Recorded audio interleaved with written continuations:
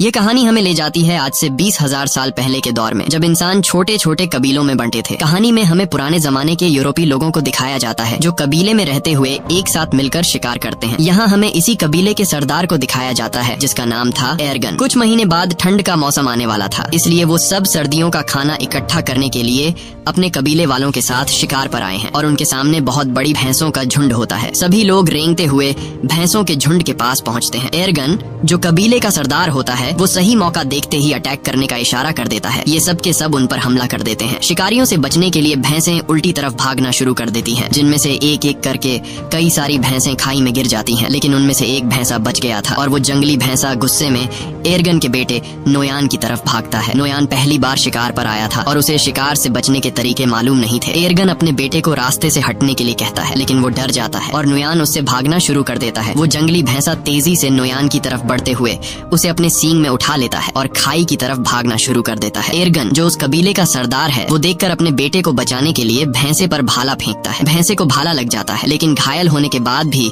वो नोयान को नहीं छोड़ता और नोयान को खाई से ऊपर उछाल देता है। और यहाँ से कहानी जाती है फ्लैशबैक में, यानी कि एक हफ्ता पहले, जहाँ पर हम देखते हैं कि कबीले के लोग शिकार की तैयारी कर रहे हैं। वो पत्थरों से अलग अलग तरह के नुकीले हथियार बना रहे थे। ये सिर्फ तैयारी नहीं थी, बल्कि नए लोगों को शिकार में हिस्सा लेने के लिए इस तरह के पत्थर बनाने पड़ते थे। जो सबसे तेज और नुकीला हथियार बनाएगा उसे शिकार के लिए सिलेक्ट कर दिया जाएगा। इस प्रतियोगिता में एर्गन का बेटा नोयान भी पास हो जाता है। उसी रात को नोयान की माँ एर्गन से कहती है, नोयान को अपने साथ शिकार पर मत ले जाओ, वो अभी बच्चा है, मैं उससे बहुत प्यार करती हूँ और उसे खोना नहीं चाहती। एर्गन कहता है, सर्दियाँ आने वाली हैं और साल के इस वक्त में सभी शिकार करने के लिए जाते हैं। अगर हम शिकार पर नहीं गए तो हम सर्दियों में भूख से मर जाएंगे और नोयान को खुद को साबित करना होगा कि वो मेरा बेटा है। अगली सुबह सभी कबीले वाले शिकार के लिए निकल रहे होते हैं, लेकिन नोयान की माँ नोयान के लिए बेचैन हो रही थी कि कहीं मेरे बेटे को कुछ हो न जाए। लेकिन एर्गन उसे तसल्ली देता है, तुम परेशान मत हो, नोयान को कुछ नहीं होगा। और वे सब शिकार पर निकल जाते हैं। थोड़ी दूर आगे जाने के बाद यहाँ पर एक दूसरा कबीला भी आता है जो उन्हीं की तरह शिकार करने के लिए निकला है ताकि सर्दियों के लिए खाना इकट्ठा कर सके। बहुत लंबा सफर तय करने के बाद वो सब एक पत्थर के ढांचे तक पहुँचते हैं जो कभी उनके पूर्वजों ने बनाया था। ये सफर बहुत खतरनाक होता है। इस सफर में उनके कई पूर्वजों ने अपनी जान गंवाई है, इसीलिए उन्होंने पूर्वजों की याद में यह पत्थर का ढांचा बनाया होता है। आगे चलने के बाद उन्हें एक जंगली सूअर दिखता है जिसे वो भाले से घायल कर देते हैं। एर्गन अपने बेटे नोयान से कहता है कि तुम इसे मारोगे, लेकिन नोयान ने पहले कभी शिकार नहीं किया था। वो इसे देखकर घबरा जाता है और नोयान उसकी जान नहीं लेता, इसलिए एर्गन उसके हाथ से पत्थर का खंजर छीनकर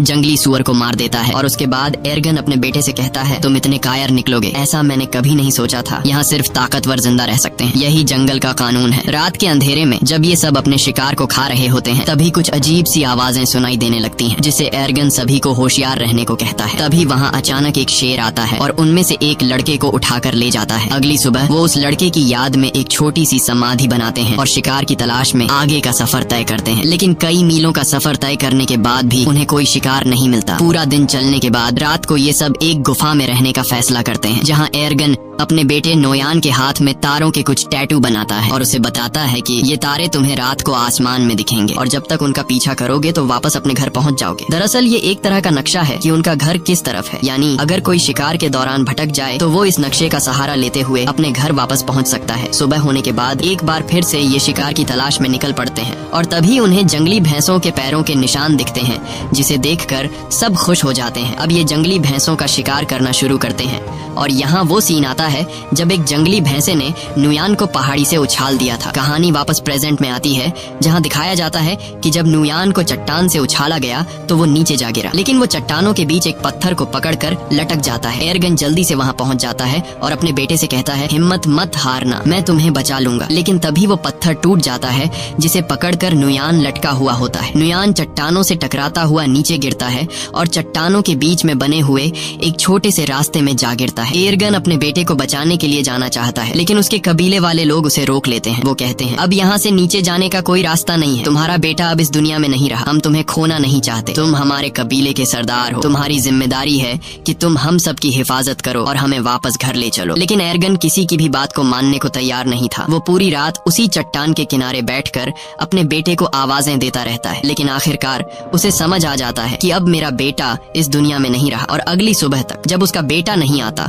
तो उसके तमाम साथी नुयान की याद में वहाँ एक छोटा सा पत्थर का समाधि बना लेते हैं और अपना किया हुआ शिकार लेकर वापस कबीले की तरफ निकल पड़ते हैं। उनके जाने के कुछ देर बाद नुयान के ऊपर एक गिद्ध आकर बैठ जाता है और चोंच मारना शुरू कर देता है, मगर उससे पहले कि वो उसे खाता नुयान की आंख खुल जाती है। वो गिद्ध को नीचे फेंक देता है और उसके बाद वो अपने पिता को आवाज देता है, लेकिन उसे कोई भी जवाब नहीं मिलता। इससे पता चल जाता है कि सभी यहाँ से चले गए और अब उसकी कोई मदद नहीं कर सकता। वो हार नहीं मानता और चट्टान पर चढ़ने की कोशिश करता है, लेकिन वो ज्यादा ऊपर चढ़ नहीं पाता। नीचे बहुत गहरी खाई होती है और शायद किस्मत उसे जीने का एक दूसरा मौका देना चाहती है। कुछ ही देर बाद वहाँ तेज बारिश शुरू हो जाती है और बारिश की वजह से नीचे खाई धीरे धीरे नदी में बदलने लगती है। उसे समझ आ जाती है कि अगर उसे जिंदा रहना है तो उसे नीचे खाई में कूदना होगा। और जब नुयान को अंदाजा होता है कि पानी अब गहरा हो गया है, अगर वो छलांग लगा दे तो उसे कोई चोट नहीं आएगी। इसके बाद वो पानी में कूद जाता है, लेकिन पानी में गिरते ही वो बेहोश हो जाता है। अगले दिन जब उसे होश आता है तो वो खुद को दूसरी जगह में पाता है। ऊंचाई से कूदने पर वो बच तो गया था, लेकिन उसके पैर की हड्डी मुड़ गई थी। फिर वो अपने टूटे हुए पैर को लकड़ियों से बांधता है, जिससे वो चलने के काबिल हो जाता है और फिर वो उस चट्टान के ऊपर पहुंचता है जहाँ से वो गिरा था। लेकिन वहाँ पहुंचकर जब वो देखता है कि उनके लोगों ने उसकी समाधि बना दी, जिससे वो रोने लगता है, वो समझ जाता है कि उसके पिता एर्गन और कबीले वालों ने ये यकीन कर लिया था कि नुयान मर चुका है। तभी अचानक उसे आसपास कुछ अजीब आवाजें सुनाई देती हैं और खतरे से बचने के लिए नुयान पेड़ पर चढ़ जाता है, जहाँ वो पूरी रात एक सूखे पेड़ के ऊपर गुजारता है। अगली सुबह जब वो पानी पीने जाता है तो वो भेड़ियों की एक झुंड को देखता है और वो भेड़िए तेजी से उसकी तरफ बढ़ रहे थे। तभी कुछ भेड़िए उस पर हमला कर देते हैं। नुयान वापस पेड़ की तरफ भागता है, लेकिन एक भेड़िया उसका पांव पकड़ लेता है। नुयान चाकू से उस भेड़िए पे वार करता है,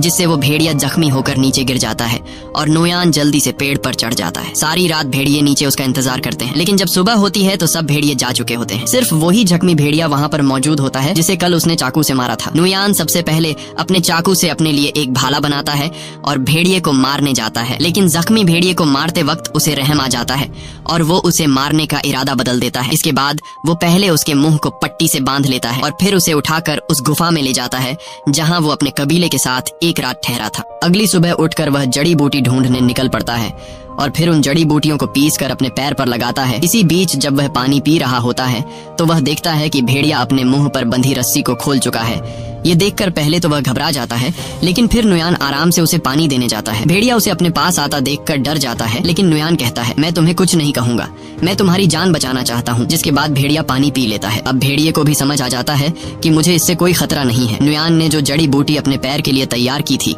वह अब भेड़िए के जख्म पर लगा देता है और उसी वक्त नुयान वह कीड़े भी उसे देता है जो वह खुद खाता है। अब आहिस्ता आहिस्ता उन दोनों के बीच एक रिश्ता बनने लगता है। शाम होने से पहले नुयान एक खरगोश का शिकार कर लेता है, क्योंकि उसने कई घंटों से कुछ भी नहीं खाया था। रात को बड़ी मुश्किल से वह आग जलाकर उस खरगोश को पका लेता है और उसमें से कुछ हिस्सा भेड़िए को भी दे देता है।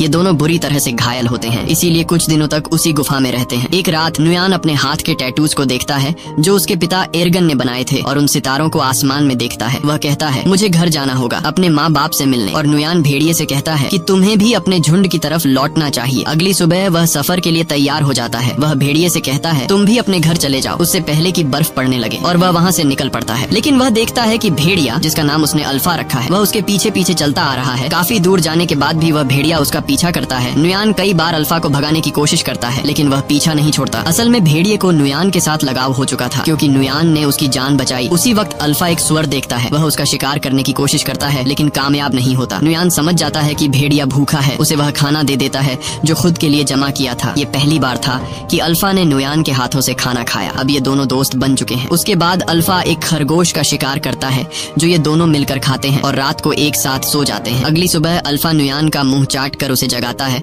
और जैसे ही वह उठता है तो अल्फा से कहता है, तुमसे कितनी बदबू आ रही है, और वह उसे जबरदस्ती दरिया में फेंक देता है। ये दोनों दरिया में नहाते हैं। यहाँ अल्फा खाने के लिए एक मछली भी पकड़ता है। उसके बाद नुयान वापस अपने सफर पर निकल पड़ता है। रात को वो दोनों आग जलाकर बैठे होते हैं। तब अल्फा कुछ महसूस करता है। हम देखते हैं कि वहाँ कुछ और भेड़िए आते हैं। अल्फा उनके पास जाता है। दरअसल यह अल्फा का परिवार है। नुयान समझ जाता है। वह उसे कहता है कि तुम्हें अपने परिवार के साथ जाना चाहिए, और भेड़िया उनके साथ चला जाता है। अगली सुबह नुयान फिर अपने सफर पर निकल पड़ता है।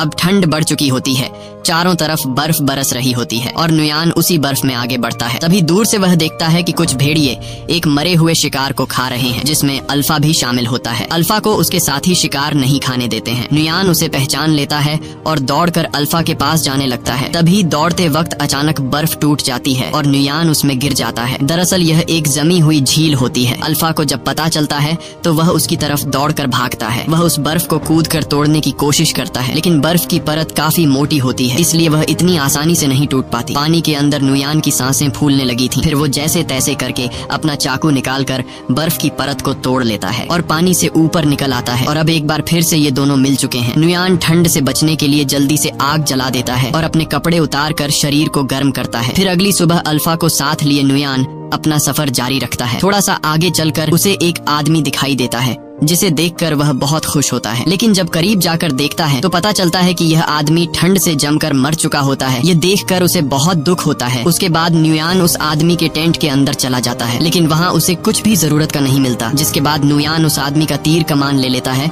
और आगे बढ़ने लगता है। तभी वह देखता है कि उनके पीछे लगड़बग्घे उनका शिकार करने के लिए आ रहे हैं। वो दोनों अपनी जान बचाने के लिए दौड़ने लग जाते हैं और एक गुफा में घुस जाते हैं। वो लगड़बग्घों से तो बच जाते हैं, लेकिन अब वो उनसे भी खतरनाक जानवर के घर में घुस गए थे। दरअसल यह गुफा एक ब्लैक पैंथर की होती है। तभी ब्लैक पैंथर नुयान पर हमला कर देता है, लेकिन उससे पहले कि वो नुयान तक पहुँचे अल्फा उस पर हमला कर देता है। जब वो दोनों लड़ रहे होते हैं तो इस बीच नुयान अल्फा को कमजोर देखकर ब्लैक पैंथर को तीर मार देता है, जिससे वो मर जाता है। अल्फा बच तो गया था, लेकिन ब्लैक पैंथर से लड़ते लड़ते कई सारी चोटें आई थीं। इसके बाद नुयान अल्फा के जख्मों पर मरहम लगाता है और उसकी जान बचाने के लिए उसका शुक्रिया अदा करता है और उससे कभी न छोड़ने का वादा करता है। अगली सुबह एक बार फिर से वो दोनों अपने सफर को जारी रखते हैं। कई मील सफर करने के बाद आखिरकार नुयान को वो समाजी मिल जाती है जो उनके पूर्वजों ने बनाई थी। उसे देखकर वो बहुत खुश हो जाता है और उसे पता चलता है कि वो अब तक सही रास्ते पर चल रहा था। अब वो अपने कबीले से ज्यादा दूर नहीं, जल्द ही वो अपने कबीले के पास पहुंच जाएगा। तो अब फिर से सफर जारी रखता है, लेकिन थोड़ी दूर जाने के बाद अल्फा गिर जाता है। कमजोरी और जख्मों की वजह से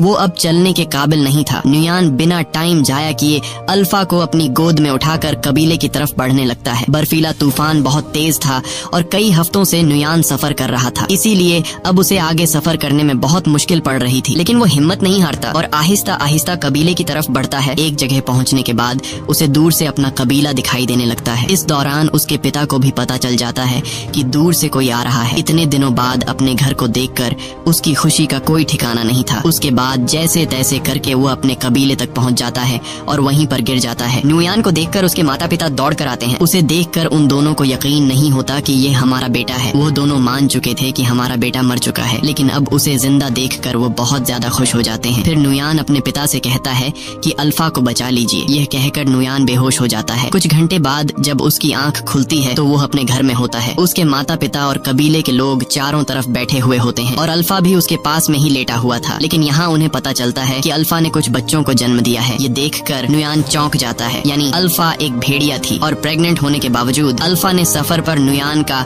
एक एक कदम पर साथ दिया। ये देखकर नुयान उसे अपने गले लगाता है और दिल ही दिल में उसका शुक्रिया अदा करता है। अब कहानी के एंड में हम देखते हैं कि कुछ हफ्ते बीतने के बाद अल्फा के बच्चे अब काफी बड़े हो चुके हैं। यह एक नए दौर की शुरुआत होती है। यहाँ इंसानों ने जानवरों से भी दोस्ती करना शुरू कर दी है। आखिर में ये दिखाया जाता है कि नुयान कई मुश्किलें झेलने के बाद आखिरकार घर पहुंच गया और अब अल्फा और उसके बच्चे भी उसके साथ थे। इसी के साथ कहानी खत्म हो जाती है। अगर वीडियो आपको पसंद आई हो तो हमारे चैनल को जरूर सब्सक्राइब कीजिए।